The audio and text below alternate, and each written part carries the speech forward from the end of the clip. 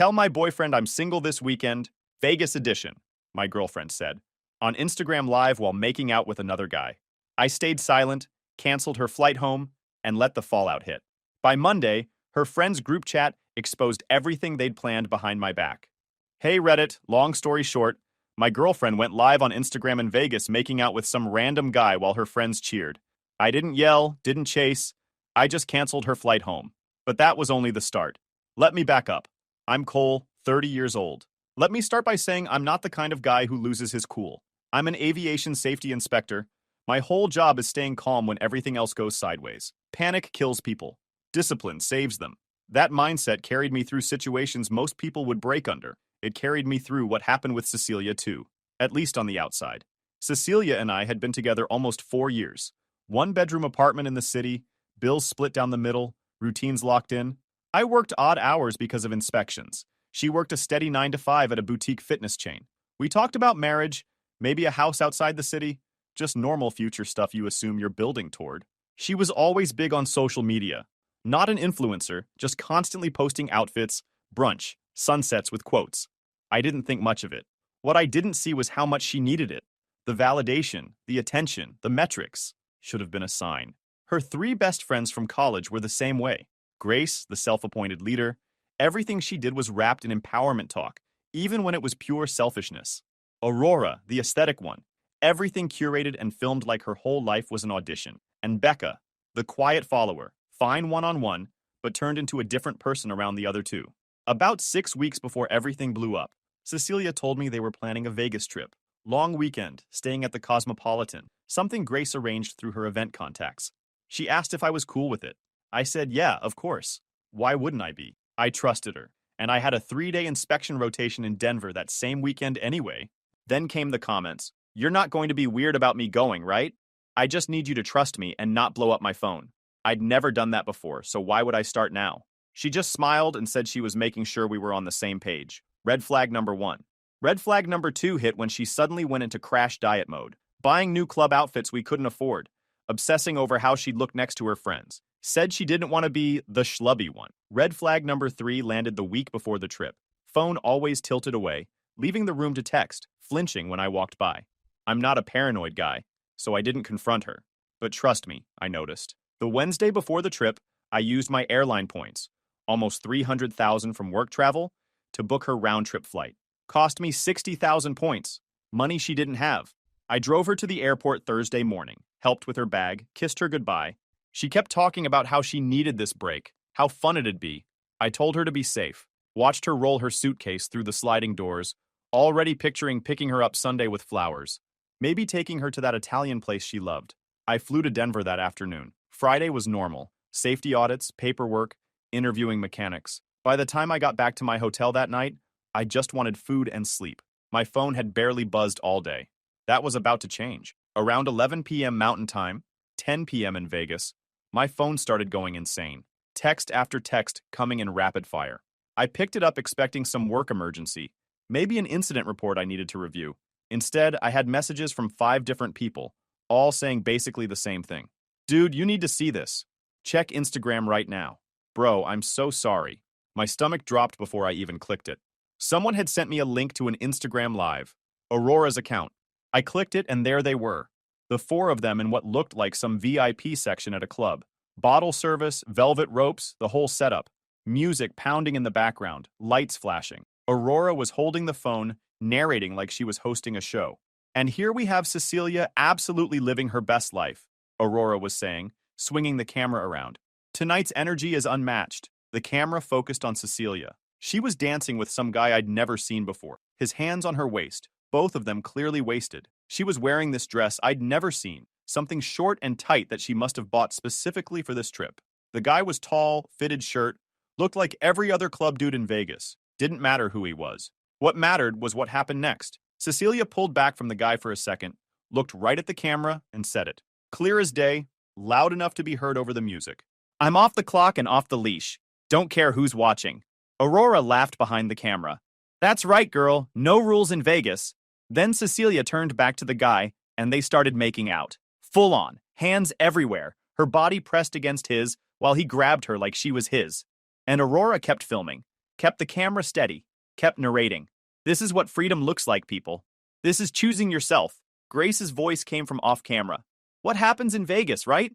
They all laughed. Cecilia pulled away from the guy long enough to grab a drink, take a sip, go right back to kissing him. The live kept going. Aurora panned around to show the club, the bottles, their table, then back to Cecilia, and this random dude all over each other. I watched for maybe 2 minutes before I had to stop. My hands were shaking. Not from anger yet, just shock and disbelief in something I couldn't name. This was my girlfriend, the woman who slept in my bed every night, and she was on Instagram Live making out with some stranger while her friends narrated it like entertainment. The live chat was scrolling fast, most people cheering her on, dropping fire emojis, but some were questioning it. Wait, doesn't she have a boyfriend? This is wild. I checked the viewer count. 347 people watching, probably half our mutual friends. I recognized names in the chat, people I worked with, people we'd had dinner with. I closed the app and just sat there on the hotel bed, phone in my hand, trying to process what I'd just seen. Part of me wanted to call her right then, scream until my throat gave out, tell her exactly what I thought of her and her friends and this whole situation. Book a flight to Vegas and confront them in person, make a scene. But that's what they wanted. That's what Grace's comment about control was about. They wanted me to blow up so Cecilia could play victim. So I didn't call, didn't text, didn't comment on the live. Instead, I opened my airline account and pulled up Cecilia's reservation. Stared at it for maybe 30 seconds. Then I thought about her saying, "I'm off the clock tonight," and clicked cancel. The confirmation came through immediately. Booking canceled, points refunded, no ticket. I opened my phone's notes app and started making a list. Shared Netflix account, gone. Spotify family plan she was on, removed. Her name on my car insurance, call Monday to take her off. The gym membership we split, cancel my half. Every single thing tied to my name or my money, cut off. She wanted to be off the clock? She could stay off the clock. Then I booked a flight home for Saturday morning, the earliest seat I could get, cutting my Denver trip short by a day. Inspections are scheduled tight, but emergencies happen. I documented my handoff, notified the lead, and got clearance. Sent my supervisor a message about a family emergency, which wasn't exactly a lie. Around midnight, my phone started ringing. Cecilia's number. I let it ring out once. Then I blocked it. Calls from different numbers followed. Blocked those too. Stopped answering entirely. Sleep didn't come easy that night. I landed back home Saturday afternoon and went straight to my apartment. First thing I did was install the Ring camera I'd ordered for next day delivery. I'd been meaning to get one for months because of my work hours and irregular schedule. This just made it urgent. Set it up pointing at the front door, tested the app, made sure the motion alerts were working. Then I changed the lock on my home office where I kept all my work equipment and files. Cecilia still had a key to the apartment, and her name was on the lease, so I couldn't change the main locks without legal issues. The lease would take time to sort out legally, but emotionally, already done. Still, I could protect my space. My phone had been on airplane mode the whole flight. When I turned it back on, I had 47 missed calls and probably 60 text messages. Most from Cecilia, some from Aurora and Grace, a few from numbers I didn't recognize. I scrolled through the texts without opening them, just reading the previews. From what I could piece together, declined charges, panicked messages, I can't book a flight. Her card had started failing and she'd burned through whatever cushion she had. Cole, please answer. This isn't funny. You can't just abandon me here. I need to talk to you. Why would you do this? Not a single one said sorry. Not one acknowledged what she'd done. Just anger and panic about being stuck. I deleted them all without responding. Saturday night, I got a call from an unknown number I didn't block fast enough. Grace. Cole, we need to talk about this like adults. There's nothing to talk about. You left Cecilia stranded. That's not okay. She put herself on Instagram Live making out with some random guy. She was just having fun. You're being controlling. Good luck getting home. Blocked that number too. Sunday morning, I woke up to an email from Cecilia. Long message, 7 paragraphs about mistakes and being drunk. Everything except taking responsibility. Didn't respond. Just started going through the apartment, gathering her stuff. Went to the store and bought moving boxes, packing tape, markers. Spent Sunday afternoon carefully packing her clothes, her shoes, her bathroom stuff, all of it. Made a list of what went in each box, labeled them clearly. By Sunday night, I had everything packed. 12 boxes total, stacked neatly in the living room. Took a photo of the inventory list for my records, then sat down and waited to see what would happen next. Monday morning, I was back at work when I got a call from a local number. Patricia, Cecilia's mother. Cole? Cecilia called me this morning. She's very upset. I imagine so. She told me what happened in Vegas. Told me you canceled her flight. I waited for the lecture. Instead, Patricia said, she also told me why you canceled it. Did she tell you the whole story? She told me enough. And frankly, Cole, I'm disappointed in her, not you. Her voice was tired. This is a pattern with Cecilia. I was hoping she'd outgrown it, but apparently not. What do you mean a pattern? Patricia sighed. She's done things before that cost her relationships. I'm not excusing her. I'm telling you, don't let her rewrite reality. I sat there processing this. I appreciate you telling me. She called asking me to wire money for a flight home. I told her no. She made this mess. She can figure out how to clean it up. We talked for a few more minutes. Patricia said Cecilia's younger sister Mia could tell me more if I ever wanted to hear it. Before we hung up, Patricia said one more thing. Whatever you decide to do, Cole, don't take her back just because she apologizes. An apology from Cecilia usually just means she's sorry she got caught. That hit different. Tuesday afternoon, Cecilia showed up at my workplace. Security called me down, and there she was, suitcase next to her, mascara smudged. She'd somehow gotten home. She came to my work on purpose. Public place, witnesses, somewhere I couldn't just shut the door. She started crying the second she saw me. Real tears. Part of me felt bad. 4 years together, you don't just turn feelings off. But then I remembered Aurora's narration and that dress I'd never seen before. Cole, thank God. I've been trying to reach you. I know. Can we please talk? 5 minutes? People were staring. I gestured toward the doors. Outside. We walked out to the parking lot. She started explaining immediately. It was a mistake. A stupid, drunk mistake that meant nothing. I was caught up in the moment, and the girls were hyping me up, and I made a bad choice. You made several bad choices. You chose to go to that club, chose to dance with him, chose to kiss him, chose to do it on camera, chose to say you were off the clock. I was drunk. I didn't know what I was saying. You knew exactly what you were saying. And Aurora knew what she was doing when she went live. You wanted an audience.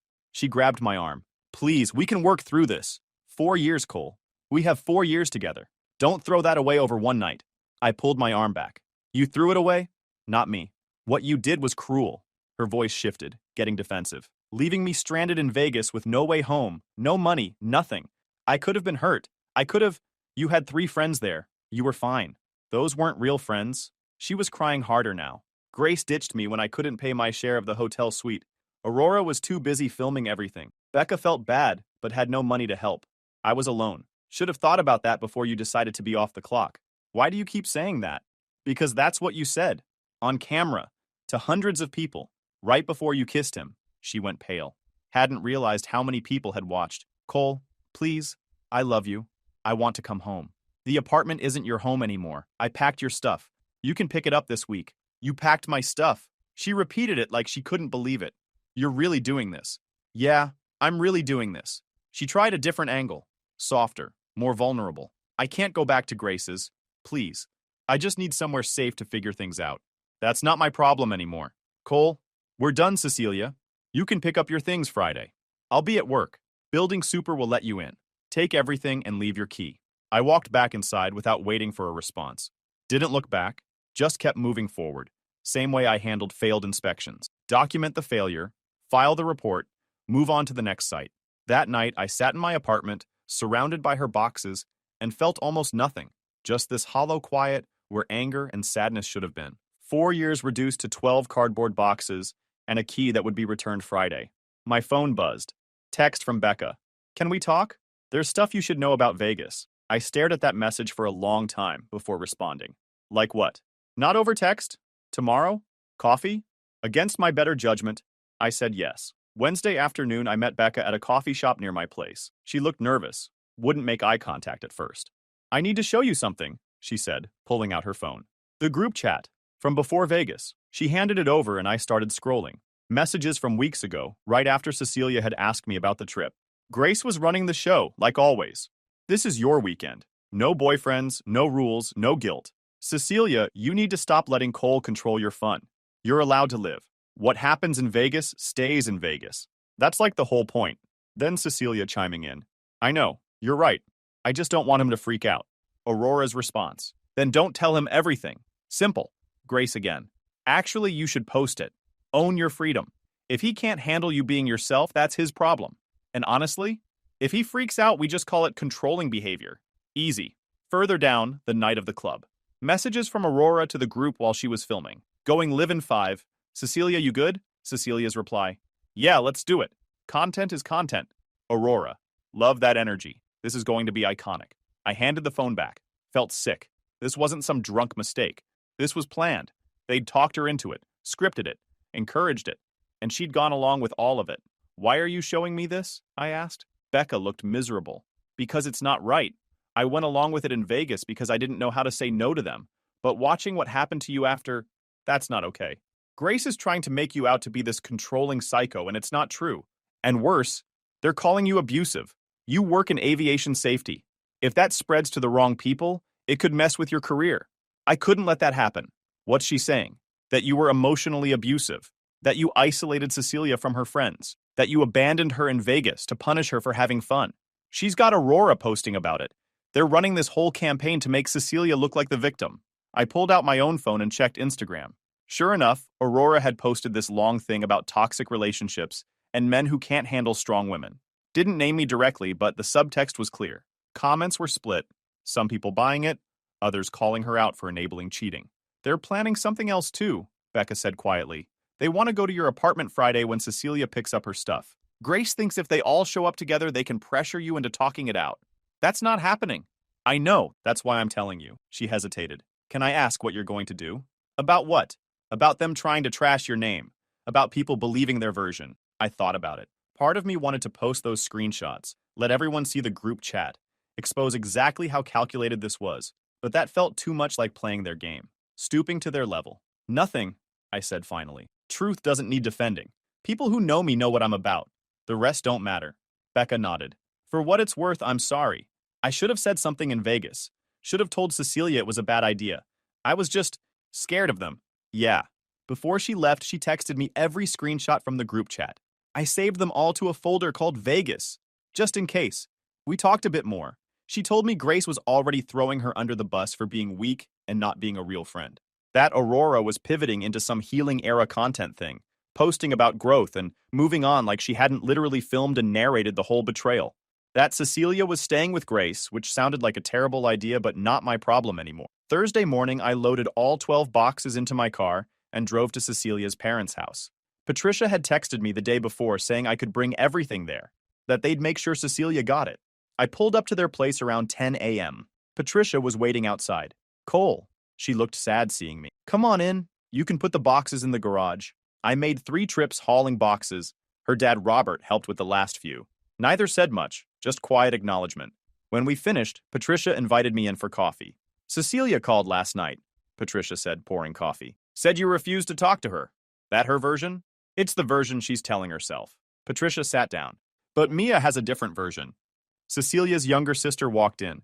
I'd met Mia maybe 5 times. Always got the sense she was the overlooked one. She nodded, poured coffee, sat down. Cecilia did this exact same thing sophomore year of college, Mia said bluntly. Girls trip to Cancun, posted videos with some guy she met at the resort. Her boyfriend at the time lost it. Mom and dad paid for couples therapy, paid for her to fly home when she couldn't afford it, basically smoothed everything over until he took her back. Patricia looked down at her mug. We enabled it. We thought we were helping. Then she did it again with the next boyfriend, Mia continued. Miami trip, same pattern. That guy was smarter. He didn't take her back. But again, Mom and Dad covered her rent for 3 months while she recovered from the heartbreak. Robert spoke up for the first time. We raised a daughter who learned that consequences are negotiable. The bluntness of that hit hard. This family sitting here basically admitting they'd created the problem. Patricia had tears in her eyes. She called asking us to talk to you, Patricia said, to convince you to give her another chance. We told her no. This is on her to fix, if it can even be fixed. It can't, I said. Not mean, just honest. This wasn't a mistake. It was a choice. Actually, multiple choices, all of them deliberate. We know, Robert said. And for what it's worth, you deserve better than what our daughter gave you. That was the last conversation I had with Cecilia's family. They apologized again as I left, said I was welcome any time if I needed to talk. I drove home feeling this weird sense of closure, like I'd finally seen the full picture of who Cecilia really was and where it came from. That night, the smear campaign kicked into full gear. Grace posted on her Instagram about supporting friends through trauma, with the trauma being me apparently. Aurora did a whole story series about recognizing red flags in relationships, strongly implying I was abusive. Cecilia posted a cryptic quote about narcissists making you question your reality. My phone started getting messages from mutual friends asking what was going on, If the stuff they were posting was true, what really happened? I ignored most of them. To the few people I actually cared about, I sent one sentence. If you need to ask if I'm abusive, you don't know me well enough for me to explain. Friday was supposed to be when Cecilia picked up her stuff from the apartment. I'd arranged with the building super to let her in, planned to be at work the whole time. Easy, clean, done. That's not what happened. Friday afternoon, the building super called around 2 p.m. Mr. Cole, we have a situation. Cecilia hadn't come alone. She'd brought Grace, Aurora, and Becca. All four showed up demanding entry. The super asked what this was about, and Grace claimed Cecilia needed to collect important items. I'd already delivered everything to her parents yesterday. They weren't here for belongings. They were here to pressure me. The super refused to let a group up. That's when Grace started going full event planner mode, talking about tenant rights and threatening to call police. The super asked what I wanted him to do. I thought about it. They'd planned this, scripted it. I was tired of them controlling the narrative. Tell them I'll be there in 30 minutes. We can talk in the lobby with witnesses. I left work early and drove home. Called Becca on the way. You still want to do the right thing? What do you mean? Bring the group chat screenshots. All of them. I'm not posting anything online, but I'm not letting them control this in my lobby either. She hesitated. Grace is going to lose it. Good. When I walked into the lobby 20 minutes later, they were all there. They weren't here for boxes. They were here to make a scene. Cecilia looked anxious. Aurora was filming on her phone, of course. Grace had her arms crossed, looking like she was ready for battle. Becca stood slightly apart from them, looking uncomfortable. I gestured to the seating area. Let's talk here. Grace jumped in immediately. We're not doing this in public. This is a private matter between you and Cecilia. Nothing about this has been private. You chose an audience. Aurora kept her phone pointed at me. I'm recording this for protection. Record all of it. We sat down. This weird standoff in my apartment building lobby. The afternoon doorman was trying to look busy while obviously listening. A couple residents walked through, clocked the tension, kept moving.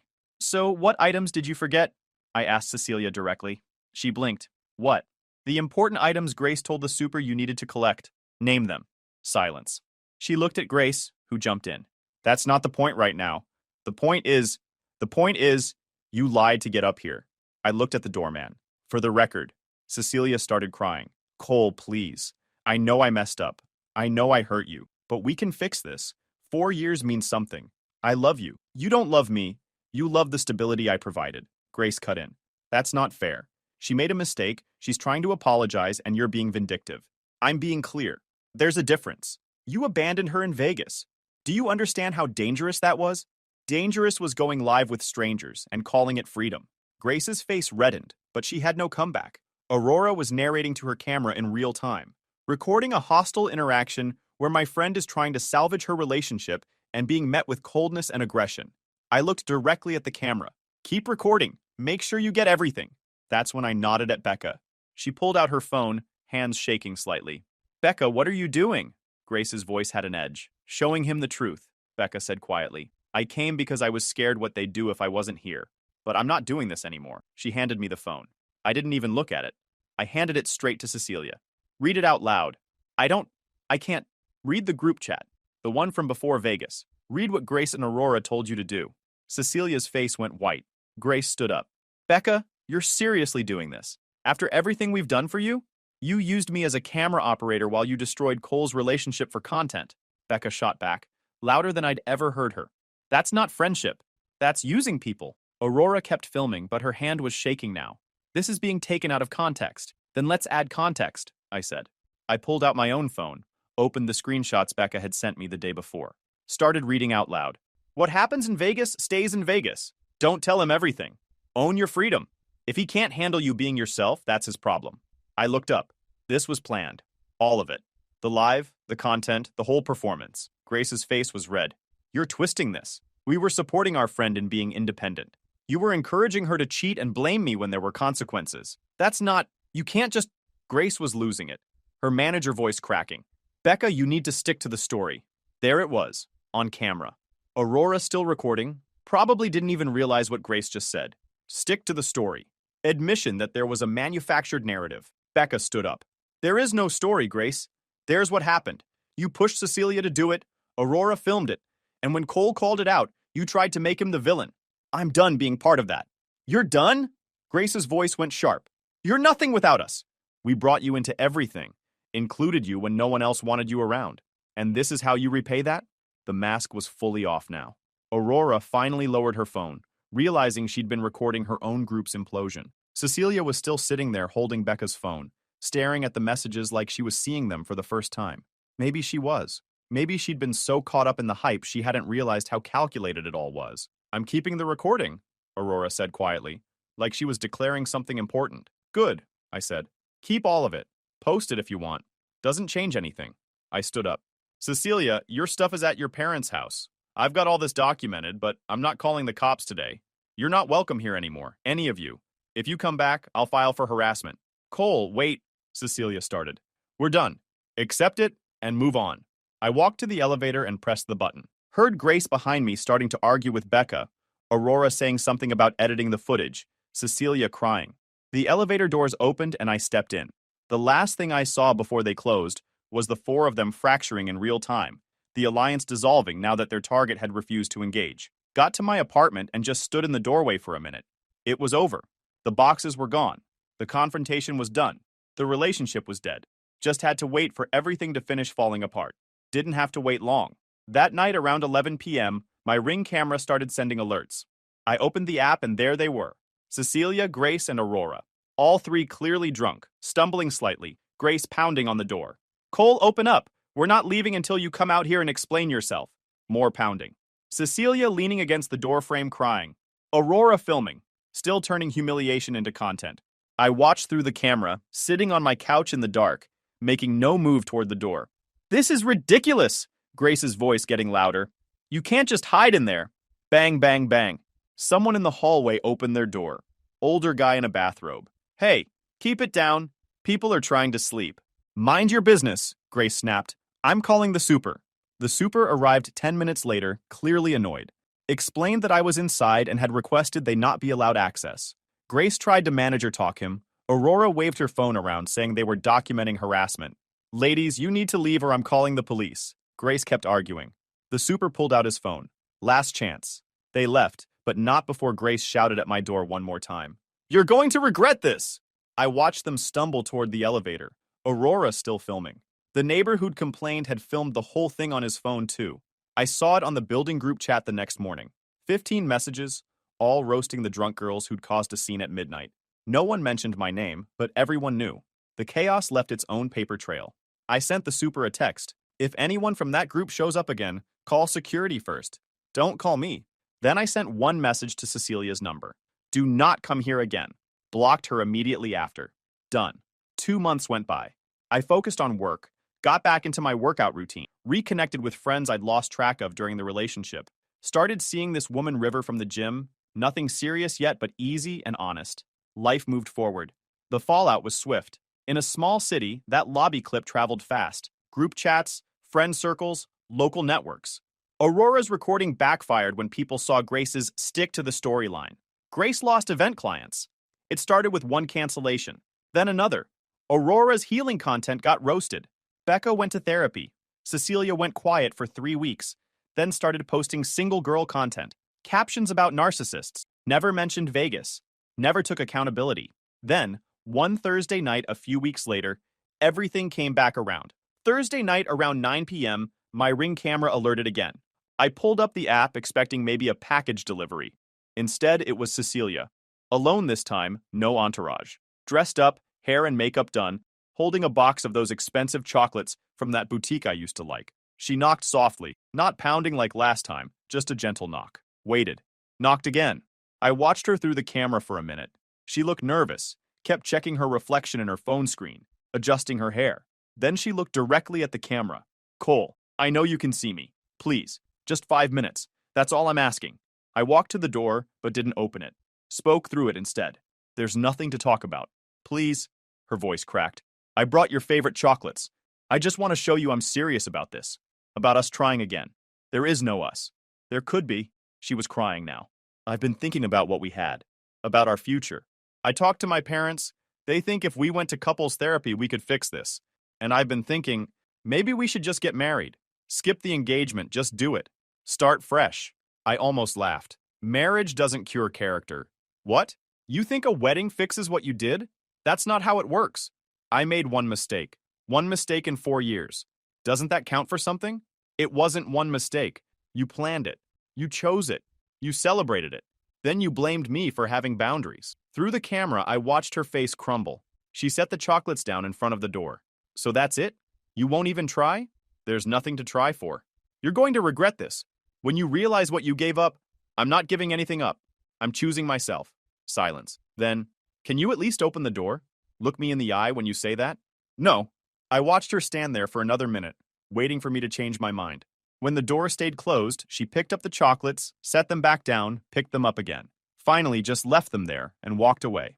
I watched through the camera until she disappeared down the hallway.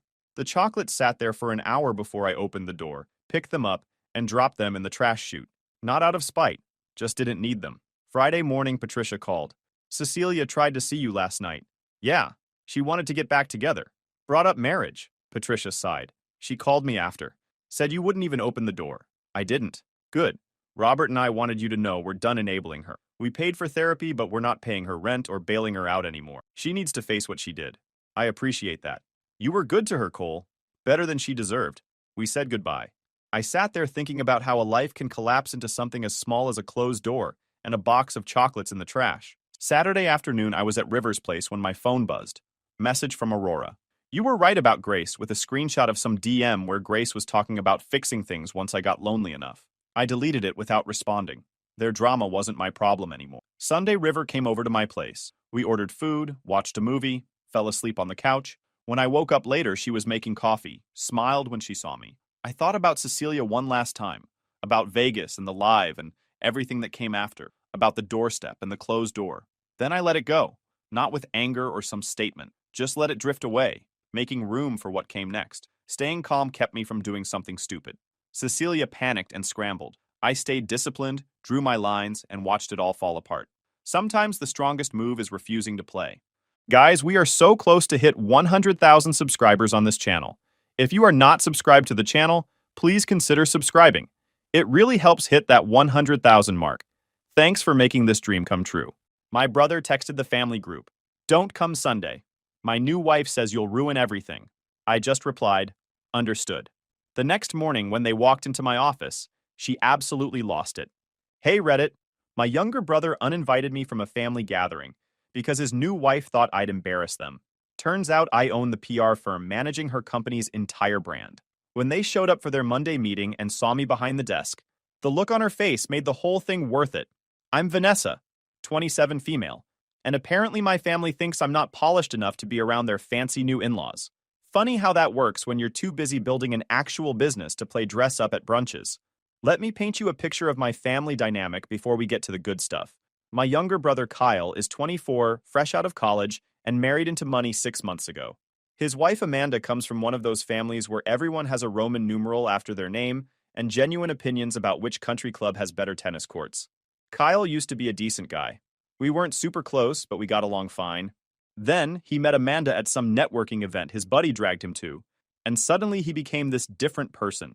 Started wearing boat shoes unironically. Began saying things like summer as a verb.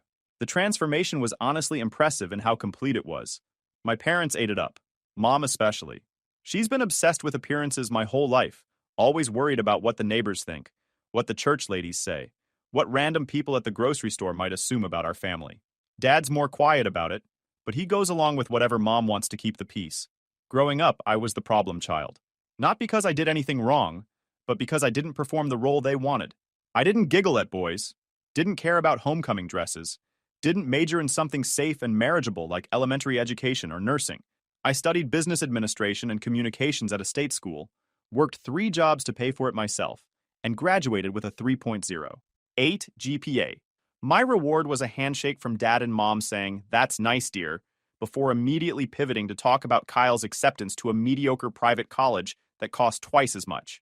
They paid for his entire education. Room, board, meal plan, spending money, the works. Meanwhile, I was eating ramen and donating plasma twice a week to make rent. When I pointed out the unfairness, Mom said I was more independent and didn't need as much support. Translation: Kyle was the investment, I was the tax write-off. After graduation, I bounced around a few marketing agencies, learning the ropes and building connections. The industry is brutal when you're starting out. Long hours, low pay, Clients who think they know your job better than you do. I watched so many talented people burn out and quit, but I stuck with it. Learned everything I could. Saved every penny. 5 years ago, I took the biggest risk of my life and started my own PR firm. Rohan Strategies, named after my grandmother, who was the only family member who ever believed in me. The first year was rough. I operated out of my studio apartment, client meetings happened at coffee shops, and I ate peanut butter sandwiches for dinner more nights than I'd like to admit. But I was good at what I did. Really good. I understood how to shape narratives, manage crises, and make companies look better than they actually were. Word spread. Clients referred other clients. I hired my first employee, then my second, then suddenly I had a team of 6 operating out of a shared office space. 2 years ago, I signed the lease on a full floor in a downtown building. Last year, I bought the whole building.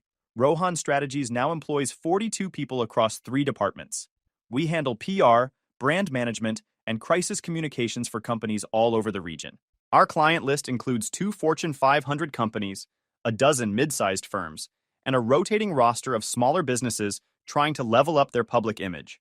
Last quarter, we brought in $2.3 million in revenue. I personally cleared about $180,000 after expenses and payroll. Not bad for the daughter who was told she'd never amount to anything because she was too stubborn to know her place. My family knows I work in PR. What they don't know is the scale of it. I've kept details vague intentionally, partly because I'm private about my work, and partly because I learned a long time ago that my accomplishments make my mother uncomfortable.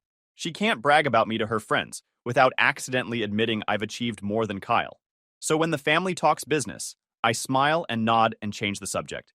Let them think I'm doing okay for myself with my little marketing job.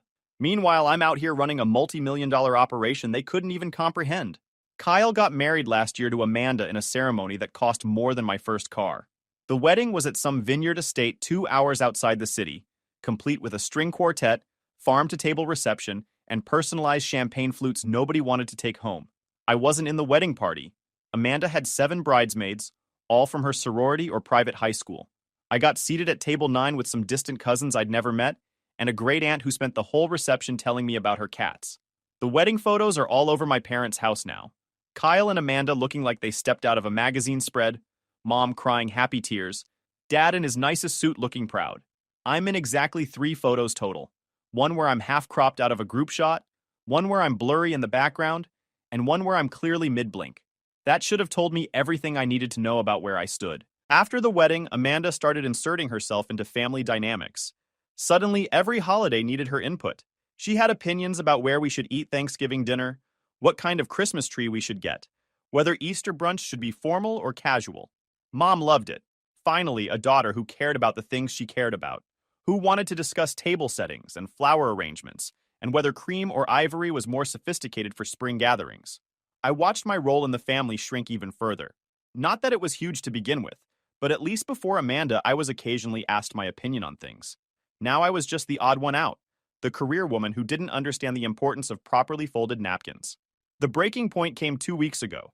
Saturday afternoon, I'm at my apartment catching up on paperwork when the family group chat lights up. Mom created it years ago to coordinate family stuff.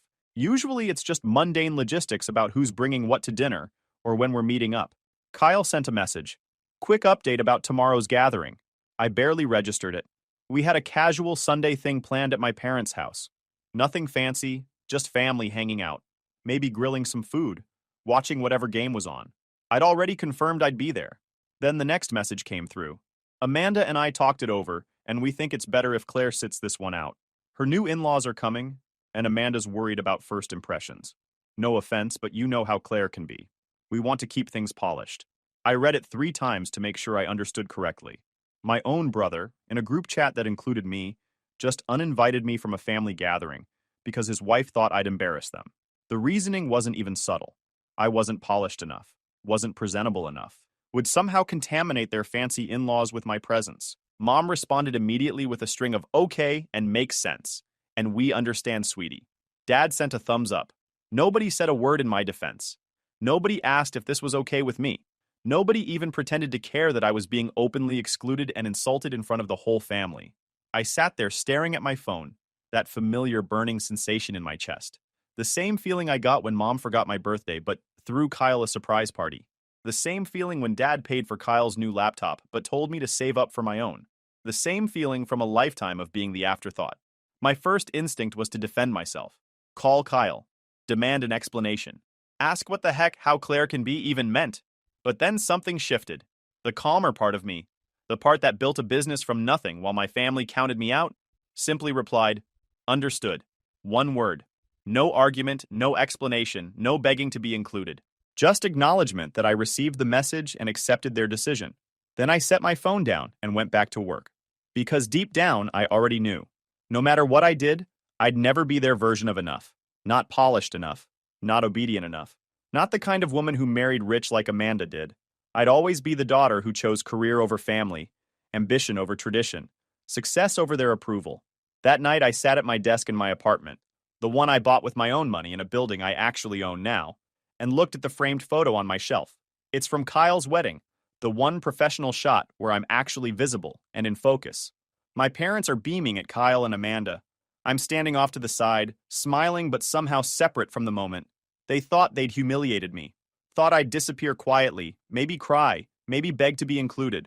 But what they didn't know was that my office, the one they'd all forgotten I ran, was about to become the stage for their greatest shock yet.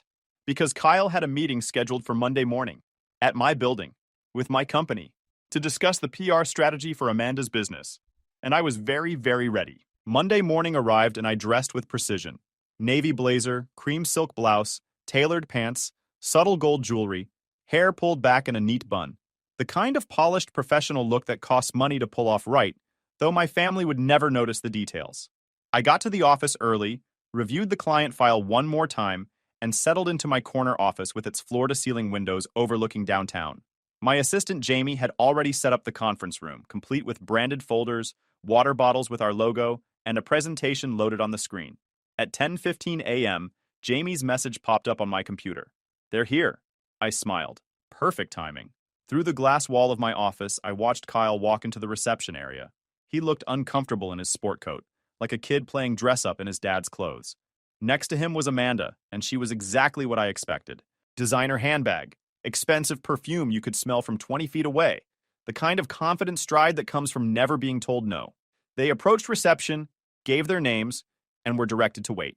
I let them sit for exactly 4 minutes, long enough to check their phones and get slightly impatient. Then I stood, smoothed my blazer, and walked out of my office. The moment Amanda's eyes landed on me, she stopped mid-sentence in whatever she was saying to Kyle. Her perfectly made-up face went through about 5 emotions in 2 seconds. Confusion, recognition, disbelief, horror, and finally, embarrassed panic. "You work here?" she stammered, her polished composure cracking like thin ice. I walked toward them with the practiced calm I'd perfected in hundreds of client meetings. Kyle was frozen, his mouth slightly open, trying to process what he was seeing. "No, Amanda," I said, extending my hand with professional courtesy. "I don't work here. I own it." Kyle blinked rapidly. "Wait, what?" "Welcome to Rohan Strategies," I continued, shaking her limp hand. "Your new corporate PR firm. I believe your company, Lux Amanda Interiors, signed a 3-year brand management contract with us last quarter. The paperwork went through our acquisitions team." Jamie appeared beside me holding a tablet and coffee. "Would you like anything, Ms. Rohan? The conference room is ready when you are." The Ms. Rohan did exactly what I wanted it to. Amanda's eyes went wide. Kyle looked like he was trying to solve a math problem that didn't add up. "I thought your sister worked in marketing," Amanda whispered to Kyle, loud enough for me to hear. "Close," I replied smoothly, gesturing toward the conference room. "I run a national PR agency. Your company is one of my clients. Shall we begin? We're billing by the hour." That's when Amanda let out this strangled noise, somewhere between a gasp and a sob. Not from anger exactly, but from the dawning realization of what she'd done. Who she'd insulted, who now controlled a significant piece of her business's public image. My staff, who'd all heard about Saturday's group chat message by Sunday evening, through the assistant manager who's also my college roommate, tried to keep straight faces. I caught a few subtle smiles as we walked past their desks toward the conference room. Kyle tried to recover. "Vanessa, we didn't know—" "Let's keep this professional," I interrupted gently, holding up one hand. "I'm sure you understand." He fell silent immediately. That was new. Growing up, Kyle never listened to me about anything. Now he was following my lead like I was the authority figure, Because in this building, I was. We settled into the conference room. I took my seat at the head of the table, the same position where I'd negotiated million-dollar contracts and faced down CEOs twice my age. Amanda sat stiffly, her designer bag clutched in her lap like a security blanket. Kyle kept glancing between us, clearly trying to figure out how to navigate this disaster. I opened the presentation folder. Before we begin, I want to acknowledge that there might be some personal awkwardness given our family connection. However, I assure you that Rohan Strategies maintains complete professionalism with all clients regardless of personal relationships. Your account will receive the same quality service as every other client. Does that work for you? Amanda nodded weakly. Kyle managed a, yeah, of course. Good, I continued. Now, let's discuss the recent issues with your brand's online presence. I pulled up the first slide. It showed a graph of sentiment analysis for Lux Amanda Interiors over the past 6 months. The trend line was diving like a rock off a cliff. Your brand has experienced significant negative attention over the past 3 months, I explained, keeping my tone neutral and factual. The primary driver appears to be allegations from former vendors claiming unpaid invoices. These accusations have spread across industry forums, review sites, and social media. The damage to your reputation has resulted in a 34% decrease in client inquiries. Amanda's face went pale. How did you? It's my job to know what's happening in the public sphere for my clients, I said calmly, especially what's being said in places you might not think to look. The unpaid vendor issue has created a narrative that your company is unreliable and treats contractors poorly. Regardless of whether that's accurate, perception is reality in PR. I clicked to the next slide showing screenshots of reviews and forum posts. Some were pretty brutal. This is what we're working with. The good news is that this is repairable with the right strategy. The bad news is that it requires immediate action and complete transparency from you about what actually happened with these vendors. Kyle shifted uncomfortably. Amanda stared at the screen like she was watching her business implode in real time. Can you fix this?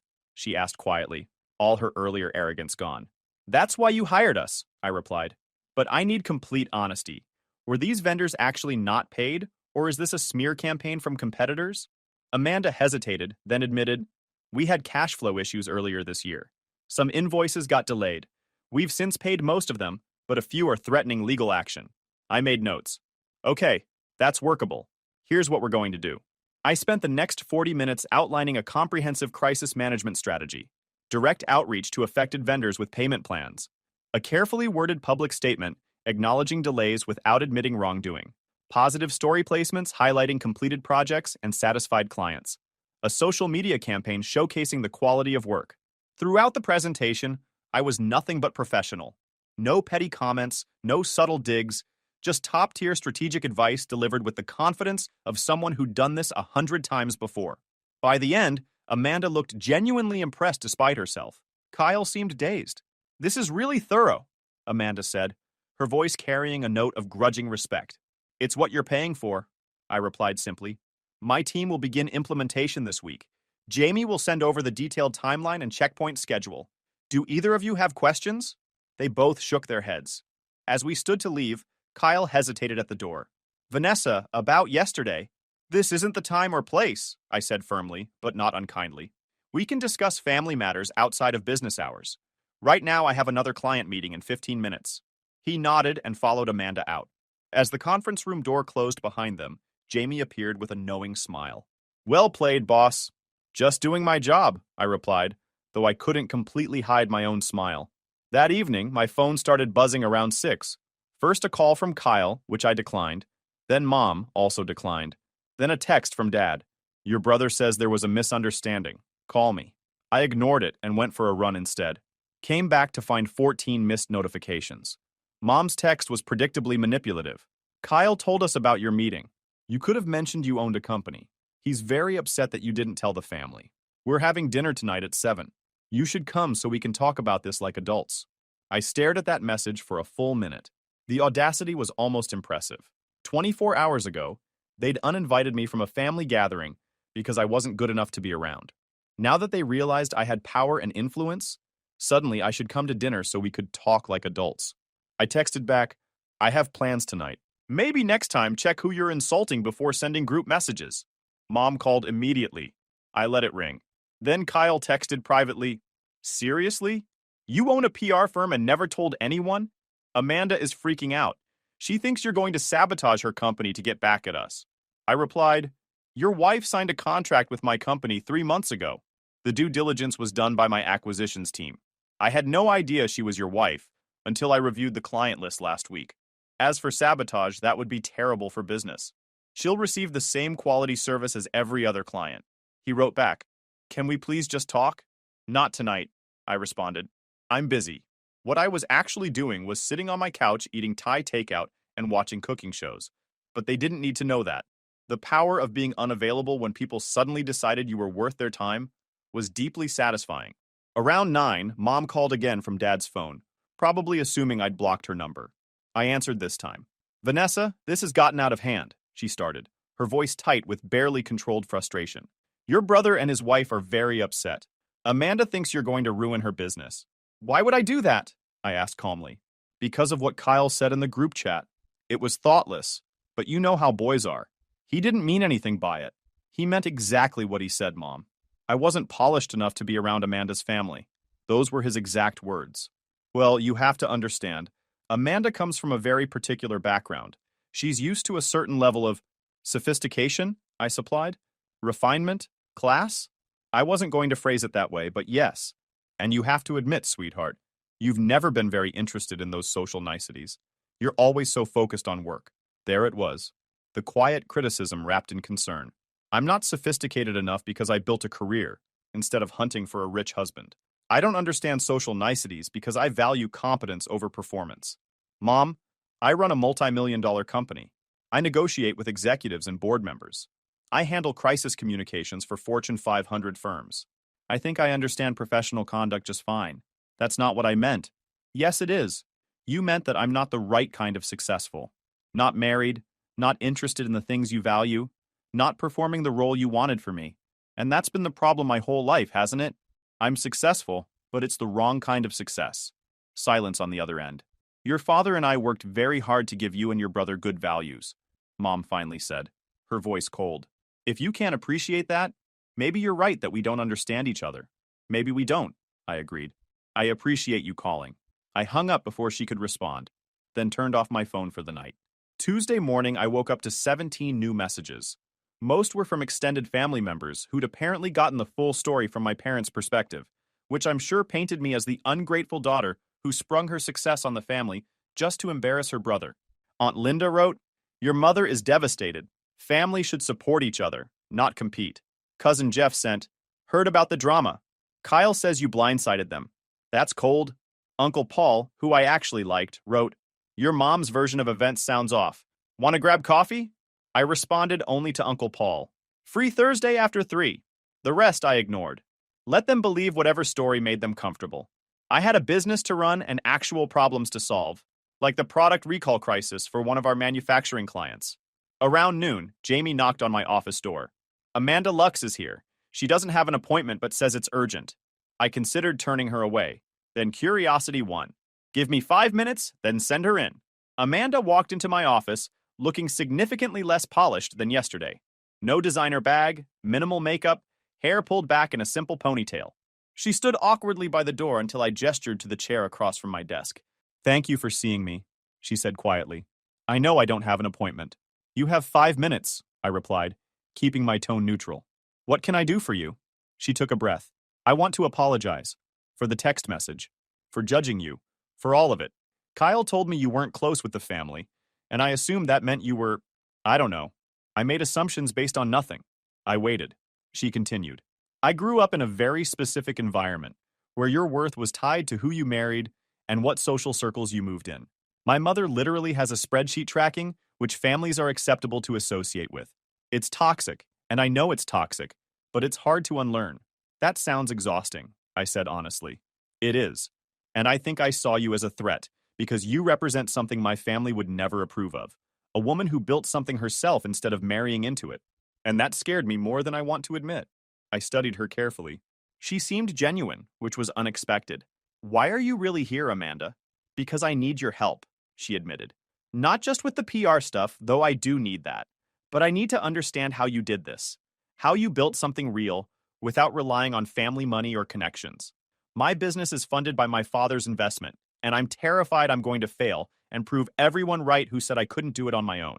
That was surprisingly honest. The vendor payment issues, I said carefully. Were those because you overextended trying to prove yourself? She nodded, tears forming. I took on too many projects trying to show my family I could run a successful business. Then I couldn't pay everyone on time, and now everything's falling apart. I grabbed a tissue box from my desk and handed it to her. We sat in silence for a moment while she composed herself. Here's what I learned, I finally said. Success isn't about proving anything to anyone except yourself. The moment I stopped trying to earn my family's approval and started building something I believed in, everything changed. It's not easy and it's not quick, but it's real. She nodded, wiping her eyes. As for your business, we'll fix the PR issues. But you need to fix the operational problems too. Overextending yourself trying to impress people is how you end up bankrupt. Scale appropriately. Hire smart people. Stop taking your father's money if it comes with strings attached. That's easier said than done. Everything worthwhile is, I replied. But you hired my firm because we're good at what we do. Trust the process and be honest with us about the problems. We can't fix what we don't know about. She stood to leave, then paused. For what it's worth, Kyle feels terrible. He's not great at expressing emotions, but he knows he messed up. Kyle's a grown man. He can apologize himself if he wants to. After she left, I sat thinking about that conversation. Amanda wasn't the villain I'd built her up to be. She was just another woman trying to navigate impossible expectations while figuring out who she actually wanted to be. Still didn't excuse the text message, but I understood it better now. Thursday evening, I met Uncle Paul at a coffee shop near his office. He's my dad's younger brother, the one who actually built his accounting firm from nothing, while Dad climbed the corporate ladder through connections. Your mother is losing her mind, he said, sliding me a latte. She's convinced you orchestrated this whole thing to humiliate Kyle. I didn't even know Amanda was his wife until after she signed the contract, I explained. Our acquisitions team handles that level of client onboarding. I only review the strategic accounts. That's what I figured. Your mom's version didn't make sense. He sipped his coffee. Want to tell me what actually happened? I walked him through everything. The group chat message, my one-word response, the meeting, the aftermath. He listened without interrupting, nodding occasionally. You know what the real problem is? He said when I finished. You're successful in a way they can't control or take credit for. Kyle married into money, which they can brag about. You built something yourself, which makes them uncomfortable because they never helped. I've thought about that. Your mother especially can't handle it. She's built her entire identity around being the supportive mom who helped her kids succeed. But she didn't help you, and you succeeded anyway. That destroys her narrative. I'd never thought about it that way, but it made sense. What should I do? I asked. Nothing, he said simply.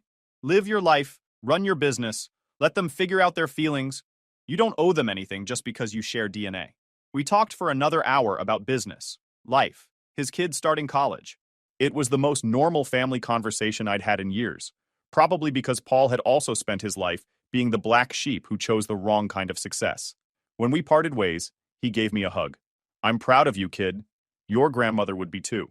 That made me cry a little on the drive home. 3 weeks passed. I focused on work, went to the gym, spent a weekend hiking with friends. The family drama faded into background noise. Kyle texted a few times. Nothing major, just, hey, and can we talk? Which I responded to with busy and maybe later. I wasn't ready yet, and that was okay. The crisis management campaign for Amanda's company was working. Negative mentions were down 60%. We'd secured 3 positive profile pieces in trade publications, and her inquiry rate was back to normal. She sent a thank you email through the client portal that was surprisingly thoughtful. Then Mom called from a number I didn't recognize. I answered out of reflex. Vanessa? It's your mother. Please don't hang up. I almost did anyway, but curiosity held me. What do you want, Mom? I wanted to invite you to dinner. Just family. No drama, I promise. Why? Because I've been thinking about what you said. About success and values and understanding each other. I don't know if we'll ever see eye to eye on everything, but I'd like to try. I was quiet for a long moment. I'll think about it. That's all I'm asking. She gave me the details. This Sunday, casual dinner, just the immediate family. I told her maybe and hung up. Part of me wanted to refuse just to make a point, but another part, the part that still remembered being a kid who just wanted her parents to be proud, wondered if maybe something had actually shifted. Friday afternoon, I made my decision and texted Mom, I'll be there Sunday, 6 o'clock. Sunday evening, I arrived exactly on time wearing jeans and a nice sweater. Nothing fancy, nothing performative, just me. Mom opened the door, and for a second we just looked at each other. Then she stepped back and let me in. The house smelled like pot roast, Dad's specialty. Kyle was setting the table while Amanda arranged flowers in a vase. Everyone moved carefully, like we were all handling something fragile.